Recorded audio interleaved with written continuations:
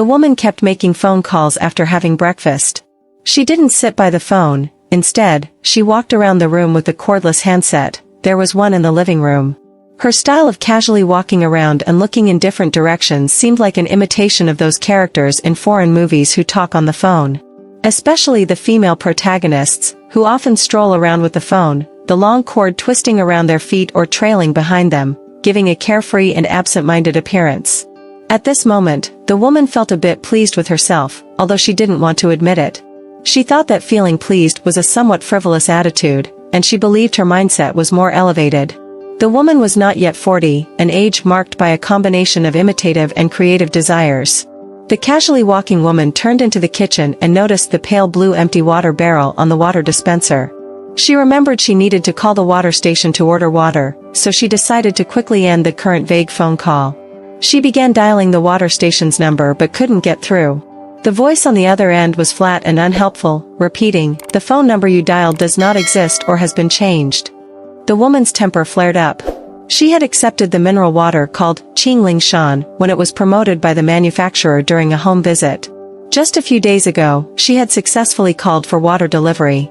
How could the number now be non-existent? Frustrated, she called the directory assistance, and the reply was, "The number you inquired about is not registered." The woman was angered. Words like dishonest and rogue murmured in her mind. She remembered that the last time, she had followed the advice of the water delivery boy and bought 10 water tickets for a total of 100 yuan. At that time, it seemed convenient, just hand over a water ticket each time, avoiding the hassle of preparing the exact amount of money every time. As it turned out, this was a trick by the water station. They deceived all the users at once, took their money, and then disappeared from the city. The woman thought, pulling open a small drawer next to the stove and taking out the stack of water tickets, slightly narrower than playing cards, worth 100 yuan. Indeed, if the water station's number existed, the tickets were still money. Otherwise, they were just a stack of waste paper. Now the woman noticed that the waste paper had the address of the Qingling Shan mineral water delivery station printed on it, a certain district, a certain road, and a certain number in the city. She had never paid attention to the address on the water tickets before. When you could summon the service with a phone call, the address didn't seem important. But now it mattered. The woman estimated that the address was about 6 kilometers from her residential area, a distance not too far nor too close in a medium-sized city. The woman decided to go to the water station as indicated on the ticket. Perhaps for the sake of that 100 yuan, she had mentally considered it void, or perhaps to confront being fooled as a customer. The woman had reasons to believe she had been deceived. This feeling was not unfamiliar to her, dealing with businesses that were hot-tempered and lacked credibility, living a wealthy yet unstable life, often made her experience such situations. All promises seemed dubious. And so, with a heart full of displeasure, the woman dressed herself neatly, locked her home door, took the elevator downstairs, and drove to search for the possibly disappeared water station. She successfully found the street mentioned in a certain district. It turned out to be a crowded, noisy, and dirty alley, filled with densely packed shops dealing in various wholesale goods, brooms, dustpans, mops, toilet paper, questionable stainless steel basins and bowls, as well as knives, scissors, iron pots, plastic buckets, and more. The small restaurants scattered among them were not to be left out. Their stoves were almost poking into the middle of the road, where big dumplings, steamed buns, and spicy noodles emitted steam from their respective pots, weaving through the street and the people, causing greasy water to flow everywhere on the oily ground. The woman slowed down her car, paying attention to the house numbers. She thought that precisely because this small street was so unruly and lively, any shop or company here could easily deny existence. Just then, she saw the words Qingling Shan, and the large sign of Qingling Shan mineral water, some road branch, was distinctly present above the entrance of a small storefront, amidst the greasy smell of dumplings and spicy noodles. The woman parked her car by the roadside, avoiding the winding sewage on the side, and walked into the water station. In the room filled with water barrels, that young boy, the one who had delivered water to her last time, and 2 companions were gathered around a table, each holding a large blue and white porcelain bowl, eating noodles, spicy noodles to be precise. When he noticed the woman entering, he lifted his face from the bowl, with a streak of dark green spinach still on his cheek. The woman's heart settled. It seemed that the water station had not played a trick on her. The address on the water ticket was genuine, and there, on the corner of the table used for eating noodles, was a dusty telephone. She glanced at the boy with spinach on his cheek, not sure how to address him. He was obviously not quite a man, but calling him a little boy seemed too immature. At least he wasn't a child laborer. Young man? It carried some encouragement and praise, but the woman didn't intend that. He was probably not over 17, with a somewhat rat-like appearance, a bit frail, with facial features and expressions between urban and rural, dark skin, just a malnourished teenager. Considering how to address such a person didn't seem worth too much consideration. The woman simply said, "Hey," to the young man. She expressed some criticism, condemning the water station for changing the phone number without informing the customers. The young man explained that they used to borrow someone else's number, but now they couldn't use it anymore, so the boss had to apply for a new one. The boss said the new number would be ready soon. He then mumbled some apologies to the woman, as if just being taught by the city, still lacking in ease of use. The woman was impatient with his apologies and just told him, "You're the one who delivered water to my house, right? Please deliver a bucket of water after 3 p.m. today. My address is registered in your customer records." The young man eagerly assured her that he knew her address, Block 5, Unit 801, Hubin. The woman chuckled inwardly at the momentary self-deprecation, realizing that in a city without lakes, her neighborhood was oddly named Hubin. For a moment, both the neighborhood and its residents seemed to engage in a bit of insincerity, a bit of deception, didn't they? The woman felt amused at her momentary self-mockery. Those with the ability to self-mock were the ones in control in life. She felt she was one of them. The young man watched the woman drive away, paying special attention to her white car. He didn't know the car's brand, but that wasn't crucial. What mattered was that a woman driving had visited this worn-out and cramped water station. She brought with her a breeze, a fragrance, and a warm presence, standing here as if she had come directly for him. Though she seemed a bit angry, her words weren't overly harsh. Instead, she specified that he should deliver water to her. She was dressed so elegantly that the young man lacked the vocabulary to describe her sophistication. He merely lowered his head and realized how shabby he was. The pair of suede sneakers, produced by a county-level shoe factory, already had a few small holes. The young man felt some dissatisfaction and frustration with himself. He recalled the first time delivering water to the woman's house, remembering very little. The room was large, especially the kitchen, which seemed even larger than the biggest room in his aunt's house, where he stayed, sharing a 6-square-meter room with his cousin. The woman's kitchen was twice the size of that tiny room. The young man couldn't understand why a room for cooking needed to be so large. A small restaurant would be sufficient, and to his surprise, there was even a carpet, a non-slip pad, in front of the kitchen sink. A carpet. What left an impression on the young man was also the woman's child, such a small child, maybe 5 years old. Holding a phone as a toy, and when the woman asked him to put down the phone, he sadly said to her, "Why can't I play happily? Why can't I play happily? I want to call the police."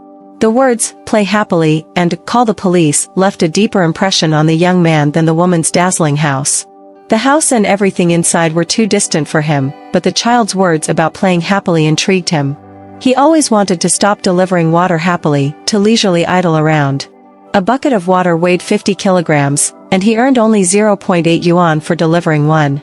The best day he delivered 9 buckets, earning 7.2 yuan. His cousin immediately asked him to treat them to lamb skewers. His daily wages weren't even enough to buy a bucket of mineral water, and a bowl of spicy noodles cost 2 yuan. The young man's aunt's house didn't provide meals, so he had to eat 2 bowls of spicy noodles outside every day. Sometimes, especially when the people needing water lived on the 5th or 6th floor, he would feel resentment as he climbed the stairs, carrying the water bucket step by step. Why did these people have to spend money on drinking mineral water or purified water? What's wrong with tap water? Is it poisoned? Is it poisoned? It would be good if they were poisoned. The young man's thoughts were sometimes boundless. However, he knew he couldn't poison them. They would call 110 for help. When he came to this city to make a living 6 months ago, his cousin explained the role of 110 to him, and since then, he knew that he could call 110 in case of an emergency. The problem was, what emergency could he have? His biggest emergency was lack of money. Lack of money meant he couldn't be happy. Could 110 help him get money? Nevertheless, now the young man was still ready to deliver water to the woman in Building 801 of Hubin. If these people stopped drinking mineral water, he wouldn't be able to earn that 7.2 yuan for the day. Just now, those companions who ate noodles with him started making vulgar jokes at him, saying that the woman was looking for him. They teased him, saying that she had taken a liking to him. The young man's heart might have been swayed for a moment. He couldn't explain where this strange sway came from, but he just knew that he seemed different from his companions now. He regretted being with them at the water station, eating that bowl of noodles. Why did he let the woman see the bowl of noodles with a few wilted spinach leaves in his hands? He also felt that he needed to change into new clothes. In the afternoon at 3 o'clock, the woman heard the doorbell ring. She opened the door to find the young man standing at the doorstep, carrying a water bucket and looking somewhat strange. The young man was still the same, and she recognized his face and expression. After a moment of scrutiny, the woman noticed that the young man's strangeness came from his attire.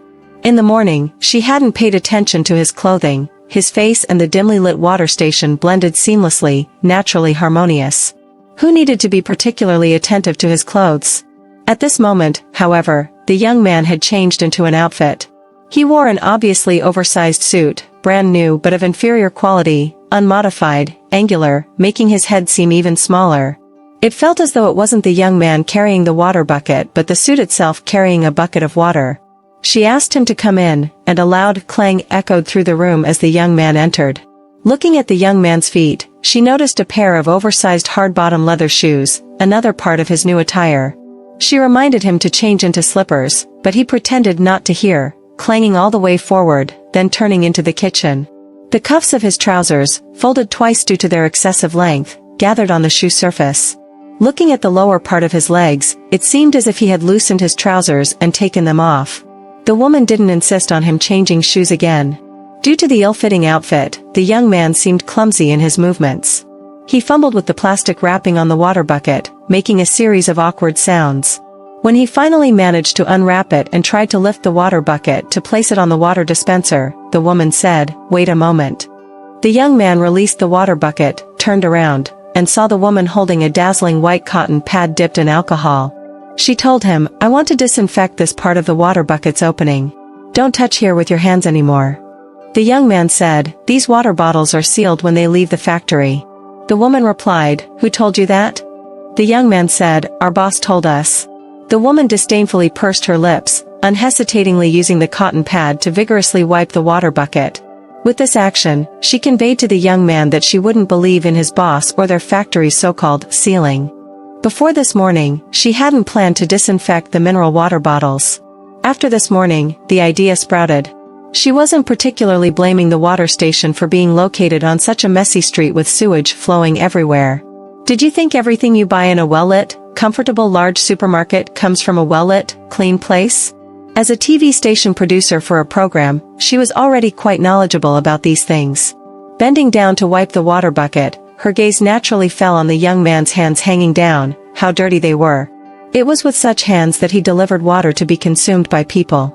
The woman straightened up, thinking that she probably couldn't return the 100 yuan water voucher in her hand. After using up this stack of water vouchers, she would definitely have to find another water station. So, whether the young man's hands were dirty or not was fundamentally unrelated to her, just like his large and cumbersome suit and the oversized leather shoes on his feet. Why he chose to be like this, she didn't care and didn't have time to care. The next water delivery person might have an even larger suit and dirtier hands. The woman completed the disinfection procedure, instructed the young man to secure the water bucket, tore off a water voucher for him, but the young man still stood there without leaving. He lingered, feeling a bit dejected. This getup was the suit he specifically stole from his cousin's house at noon. He thought this suit should be suitable for delivering water in the afternoon, entering the homes of people like the woman. There should be clothes like what he was currently wearing. For what reason? To offset the woman's visit to their water station in the morning? To blur her memory of seeing him wolf down the oil-spattered noodles? The young man lacked the ability to organize the chaos in his mind, he just felt dejected. The woman clearly hadn't noticed his new attire. Instead, she vigorously wiped the sealed opening of the water bucket, displaying a clear aversion towards him. Yet, the young man's inner world wasn't particularly sensitive, and his judgment often went awry. He stubbornly believed that his makeover was still not enough. He remembered some trendy items that belonged to his cousin. Now, he heard the woman say, "Do you have anything else to do?" The young man explained that he just wanted to tell the woman that if she needed water again in the coming days, she could page him as he had a pager. The woman found this strange and asked, "What did you say?" The young man felt pleased about the woman's strange expression. He was willing for her to take an interest in him. He reiterated the pager matter. The woman asked, "Are you saying that your water station's phone won't be reachable for a long time?" The young man said, "No." "Then why should I page you?" the woman asked. "I just wanted to say that if you need water these days, you can page me," the young man said. "No need," the woman replied. "After 5 days, you can bring me another bucket." "So, you don't need to remember my pager number?" the young man asked. "No need," the woman answered decisively. She was somewhat annoyed with this water delivery boy. Who did he think he was? Asking her to page him, as if everyone deserved to be paged by her. Even if she really had no water and couldn't contact any water station, wasn't the water flowing from her home's tap still water? If we rewind time 10 or 20 years, what did the woman and all the people in the city drink? It was water flowing from the tap in the water pipe. In her younger days, during her childhood, living in a cylindrical dormitory building, all families shared a water pipe at the end of the corridor. During summer evenings, she never washed her feet at home. She always wore sandals to wash her feet under that shared water pipe, then drank fresh water from the pipe. This was prohibited by the adults, who wanted her to drink boiled water. But she and her friends all washed their feet and drank water like this. They developed normally, weren't poisoned, and grew up healthy. Reflecting on the past brought a warm feeling to the woman's heart, but it was just a reminiscence. Now that she was a mother, she absolutely didn't want her baby to grow up drinking non-internationally standard tap water. Her husband, who did business abroad regularly, even suffered from discomfort when he returned during the holidays. He would have diarrhea if he drank boiled tap water. So the woman needed someone to deliver water. Only then could she endure those water delivery people. 5 days later, the young man returned, still wearing a suit and leather shoes, with an additional checkered scarf around his neck, making him look unusually bloated. The woman opened the door for him, and everything unfolded as it did last time. Only when paying for the water vouchers did the woman ask him a few more questions. Perhaps she was concerned about his creditworthiness, or maybe she just wanted to fill the silence before he left. She asked how much money he earned for delivering 1 bucket of water, and he said 80 cents. She asked how many buckets he could deliver in a day. He hesitated for a moment, eager to spin a tale for this woman. Then he lifted his head and said that at most, he had delivered 60 buckets of water in a day. He wanted to show her that she shouldn't underestimate him and also tell her that he earned quite a bit in a day. Unfortunately, the woman was absent-minded. She didn't want to know what delivering 60 buckets of water meant for a young man, the time and physical effort required. She also didn't want to calculate how much money 60 multiplied by 80 was. She spoke a few words with him just to fill the gap before he left. So whether he spun a tale or spoke earnestly, it was all the same to her. Thus, she casually responded, "Oh, 60 buckets." The woman's casual remarks and her indifferent expression seemed to hurt the young man. It turned out that his enormous lies and the colossal numbers within those lies couldn't impress the woman. Even mocking her was impossible. There was nothing for him here, absolutely nothing. Yet, why didn't he leave? He felt thirsty and told the woman that he wanted some water. The woman gestured towards the sink with her chin, a sleek stainless steel faucet rising above it. The young man approached the designated area, somewhat absent-mindedly tilted his dusty head, and extended his mouth towards the cold and dazzling faucet. 5 days passed again. The young man's days were not particularly pleasant. His cousin had discovered that his suits and shoes were constantly being borrowed by the young man, and they were getting dirty. This led to a fight between them, and his cousin decided to lock up anything valuable. As for the fight itself, the young man wasn't a match for his cousin. His stout and sturdy cousin could easily lift him off the ground with one hand. However, the real fear for the young man was when his aunt would say those words to him. His aunt often warned him, "You're living here rent-free. If you continue like this." The young man knew what it meant. He might be kicked out of his aunt's house, and if he wanted to survive in this city, he would have to rent a place on his own. However, at this moment, the young man's thoughts were chaotic, and his emotions were in a state of bewildered excitement. As a result, right after pleading with his cousin and as soon as his cousin left the house, he had a strong desire to pry open his cousin's suitcase. This desire was more solid than his plea, sudden and regardless of consequences.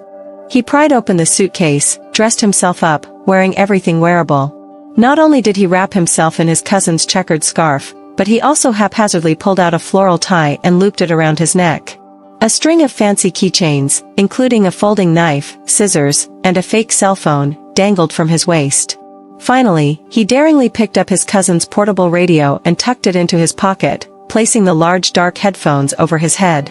In this way, he defied his aunt, acting like a sly rat, bloated and agile, heading straight to the water station. The young man rode his bike, carrying a bucket of fresh water to deliver to the woman. However, the journey was bumpy. First, the rear tire seemed to have been punctured, and he had to push the bike to find a repair shop. After getting back on the road, his ears were filled with the song "Heart Too Soft" at an unbearably loud volume, almost lifting him off the bike seat. This might be for the better because suddenly the young man and everything around him had no connection. Cars, pedestrians, streets, trees, everything drifted away from him. Only the song in his ears accompanied his forward movement. Perhaps it was the song guiding him as he cycled. The young man's vision, hearing, and senses became somewhat numb as a result. He didn't even realize when he was knocked down by a tricycle. The song stopped, and everything around him returned. He and his bike were lying on the ground, the bucket rolling far away. He got up, and the suit and shoes were covered in a lot of dust. The portable radio, no matter how he fiddled with it, no longer made any sound, it was broken. The tricycle that had knocked him down was already gone, but fortunately, the water bucket remained intact. The young man used a hook to rehang the water bucket on the rear frame and continued on his way to Hupin Yuen. It was a quiet afternoon.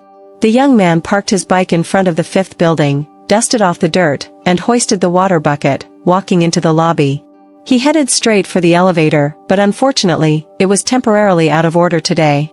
For the young man, it was truly unfortunate. He had to climb 8 flights of stairs carrying a 50-pound water bucket. Perhaps he should retreat and come back another day. But the young man felt he had no way out. His enthusiastic and adventurous attire, the trendy headphones already damaged, and the bumps and stumbles along the way inspired him not to turn back. He had to climb to the 8th floor to see the woman. So, he began. His oversized leather shoes proved to be a disadvantage, heavy and uncomfortable, adding to the exhaustion of climbing stairs. By the time he reached the 5th floor, his ears were buzzing, his head covered in sweat, and his back soaked. His body couldn't afford the calories for such extraordinary performance. The young man rested 3 times before finally reaching the 8th floor. The woman heard the doorbell and recognized the young man through the peephole, opening the door. In her eyes, the young man appeared stranger than ever. He was just a water delivery guy, and he was working. What was he doing dressed like this? A suit, scarf, floral tie, and enormous headphones. He looked like he was moving or just robbed a department store. The water bucket on his shoulder was pushed to the background. But the woman wanted water, that was the reason she let him in. He entered, slightly out of breath. Until he secured the water bucket on the water dispenser, he kept crouching and covering his stomach. It was hard to determine what was happening to him at this moment. Maybe his stomach hurt, perhaps his chest hurt, maybe nothing hurt, and he was just exhausted. Perhaps he wasn't tired to the point of being unable to stand straight. He just wanted to attract the woman's attention, her curiosity, or even her pity. The idea of invoking the woman's pity was wishful thinking, with a touch of coquetry, even though the young man himself might not be clear about this subtle intention. If the woman detected this, she would scornfully and angrily kick him out immediately. The woman noticed the young man's posture and glanced at his expression. He couldn't be described as gloomy or mischievous, not conspiring, and far from sly. He didn't even have the aura of being sly. His face had a layer of unclear film, resembling dust or mist. Without prolonged scrutiny, it was challenging to discern the youthful base behind that film. At this moment, she thoroughly disliked him. For a moment, she almost didn't consider him a person. He was a heap of cluttered and weird things that intruded into her home. Why was he crouching and holding his stomach? She had no interest in knowing. Was he sick? What right did he have to be sick in a customer's home? She handed him the water ticket and told him he could leave. The young man took the water ticket but showed no intention of leaving. He stole a glance at the woman and suddenly felt a wave of sadness. The woman's hair was disheveled today, as if deliberately expressing contempt for a person like the young man, adorned with such elaborate armaments. He thought, why couldn't he stay here for a while? When the woman urged him to leave, he said he was thirsty and wanted to drink some water. He heard his own voice, slightly hoarse, and the floral-patterned scarf, long soaked in sweat, still nestled around his slender neck. He really needed a drink of water. The woman also noticed the hoarseness in the young man's voice. She hesitated for a moment, then, like last time, pointed to the sink for him to wash. However, the young man didn't head towards the sink. Instead, he took a step towards the wall-mounted water dispenser. "I want some mineral water," he said. The woman stood between the sink and the water dispenser, or perhaps closer to the sink. They faced each other, with a distance of about 2 meters. But the woman felt that the actual distance between them was closer than 2 meters because she sensed a vague yet definite ominous feeling. The sensitive woman still wanted to believe she was powerful, especially when she felt insulted by others. The young man's request for mineral water was an insult to her.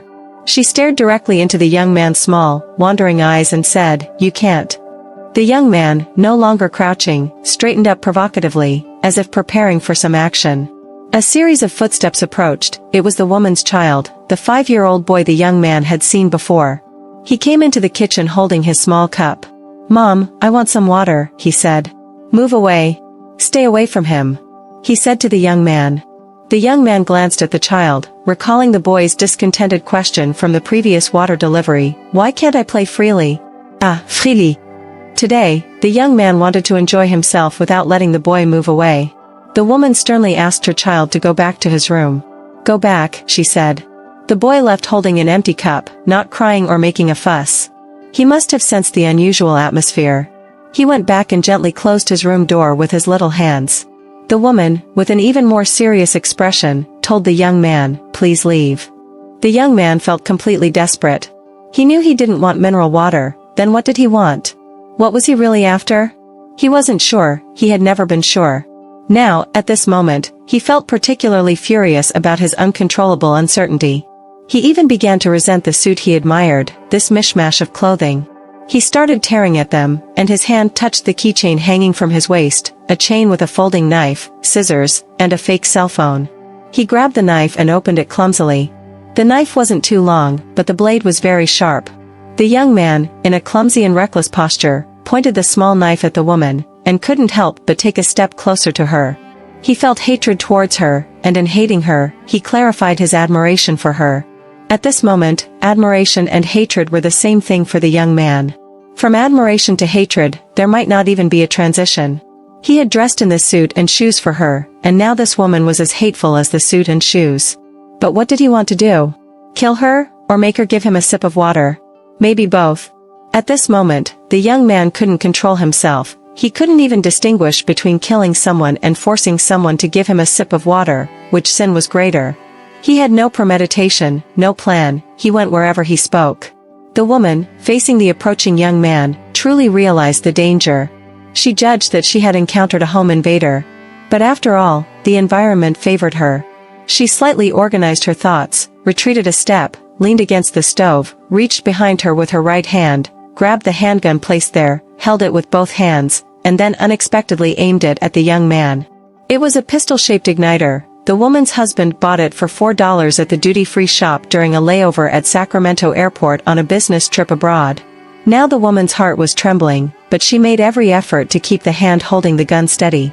She had to convince herself that it was a real gun with live ammunition in her hand.